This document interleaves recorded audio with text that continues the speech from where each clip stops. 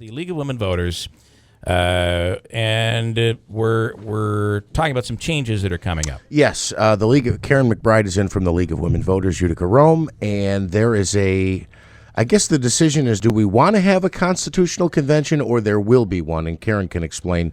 There's a meeting coming up Thursday night. Karen? Oh, yes, and first of all, I'd like to thank Mr. Keeler and yourself, Jeff, and Andrew, and your team for inviting us to come and speak this morning. Sorry for the delay, by the way. That's no problem. Yeah. Yes, we're going to have this coming Thursday, 6:30 to 8:30 at the American Legion in New Hartford, Post 1376. There's going to be a public forum, and it's actually the purpose of it is to make people aware that November 7th of this year, on the general election ballot, there will be a proposal to hold a constitutional convention, and this is mandated by the state constitution that every 20 years there should be there has to be a constitutional a choice whether or not to hold a constitutional convention. This is an awfully early meeting for something happening in November.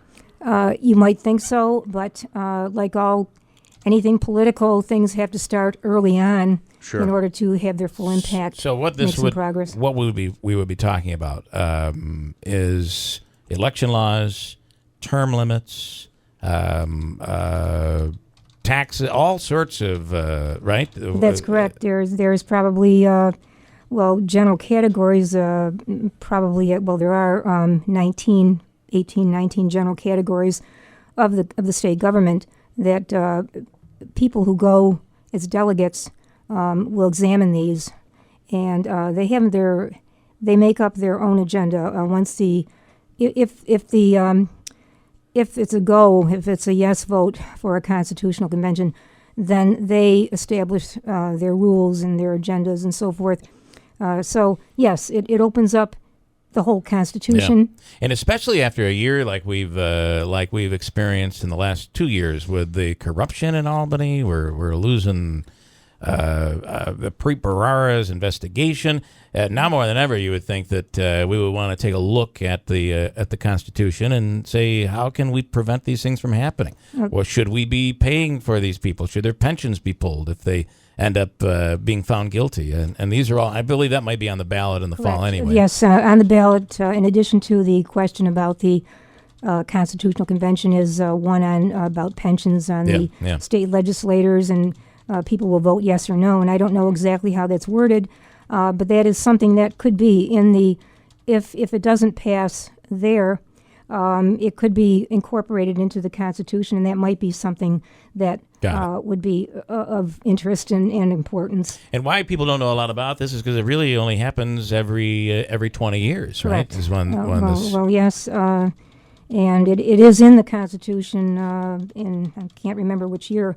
There were 9 constitutional conventions, and one of them early on put that in the Constitution, and it's going to be every 20 years mandated. Okay. So. All right. So basically you're getting out there to get the word out to let people understand what this is all about. Correct. And why it's important. I would assume that you would believe it's important to vote yes for that. There should be. Well, or do you not take a stance? Not necessarily. Our League of Women Voters of New York State, we believe that this is, the process. It's legal. It's the way to go. And of course, it's in the Constitution. So the only thing the main thing that we're concerned about is there have to be specific conditions incorporated in the policies and procedures established for a constitutional convention. And one of ours, certainly, we believe that education and involvement of the public is necessary. Yeah. The other main thing is convention delegates, how they're chosen. Do we get a fair representation upstate versus the New York City area? Well, that you can't really say because the delegates are how they're chosen. Right. They're chosen. There are 63 counties in New York State, and 3 delegates from each county are chosen. Okay. And then there are 15 at large candidates can be chosen from throughout the state. So anyway, in 1967, which was the last convention, it was just fraught with the way the delegates were chosen, it was just fraught with politics. Can you imagine what The people that weren't what'll come now based on where we are now? Yes, Sounds like the people that 60s all weren't- over again. that weren't connected politically were at the mercy of those that were, Yeah. connected politically. There were legislators there as delegates, judges, and so forth. And the league believes to have a better representation of the public that New York State office holders should not be the delegates. Federal and state legislators should not be delegates, nor New York State judges. Got it. Because they were the last time And that became very political. it did. Yeah. I mean, it All really didn't give the If ordinary person a chance. if people have questions, how do they can reach out to you guys at the league? Certainly, anytime. I do have, I do have a poster here that kind of shows how we can contact us. Yeah. We have our phone number if anyone wants more information, the 315-733-6244. And also this website, I'm holding it here, this website, the very first one.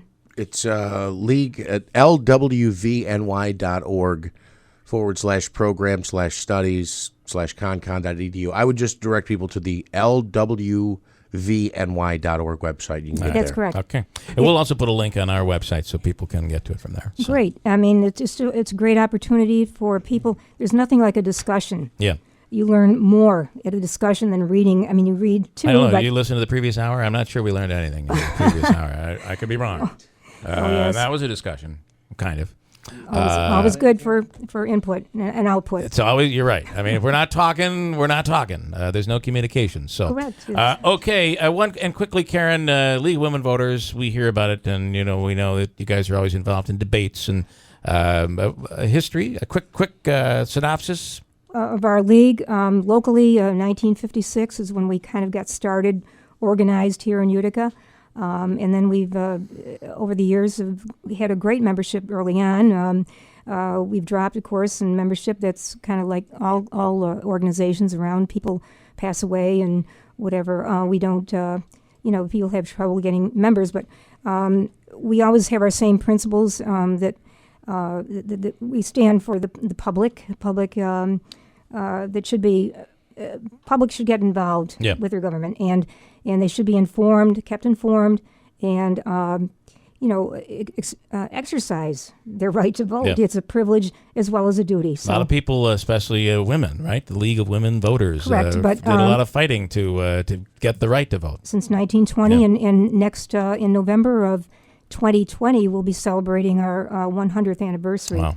As a league, All right. and so we're celebrating all along the way. Nice. All right. Well, thank you so much. The event, Karen, at the Legion? Yes, again, it's going to be this Thursday, the 16th, from 6:30 to 8:30 Got at it. the American Legion, New Hartford. Awesome. Okay. Well, thank you so much. Well, thank you.